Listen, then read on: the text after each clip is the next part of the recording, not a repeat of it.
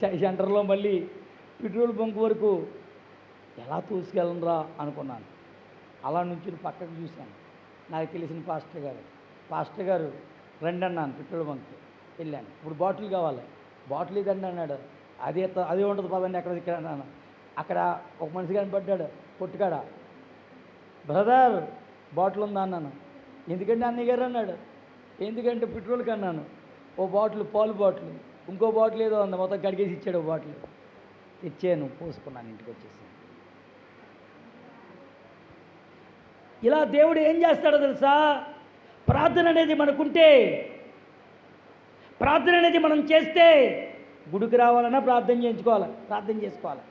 వర్షం వచ్చేస్తుంది తెల్లవారుజాను, ప్రభువా ఆరాధనకి వెళ్ళాలి నాయన, ఎలా నాయన అని ప్రార్థన చేశాను.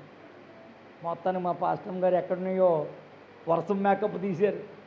తల్లలేదు, ఒళ్ళు తల్లలేదు, ఆరాధనలన్నీ తీసుకుని వచ్చేసాం. ఏమీ లేకపోతే వర్షాన్ని ఆపేస్తాడు ఆ టైంలో. దేవుడికి మహిమ కలుగునుగా. ఇదంతా ప్రార్థన ఆశీర్వాదం. దేవుడికి మహిమ కలుగునుగాక. వ్యక్తిగతంగా నువ్వు ప్రార్థన చేస్తే నీ కుటుంబంలో ఇన్ని ఆశీర్వాదాలు చూడగలవు. చూడండి, యోబు వ్యక్తిగత ప్రార్థన ద్వారా కోల్పోయిందల్లా పొందుకున్నాడు. నువ్వు కోల్పోయింది పొందుకోగలవు. ప్రియమైన దేవుని బిడ్డలారా, దానియేలు సింహాల బోన్ని కూడా తప్పించుకున్నాడు. ప్రార్థనా జీవితం ద్వారా ఎన్నో ఆపదలు తప్పించుకోగలం. దేవుడి మాటలను చూడండి. ప్రార్థనా జీవితం ద్వారా కొర్నేలు ఇంటి వారందరినీ రక్షించుకున్నాడు. అబ్రాహాము తన లోతు కుటుంబాన్ని రక్షించుకున్నాడు. ఇలా ప్రార్థనా జీవితం ఇశ్రాయేలు ప్రజలు చూడండి, నినివే పట్టణ ప్రజలు ప్రార్థించడం వల్ల తన దేశాన్ని కాపాడుకోగలిగారు.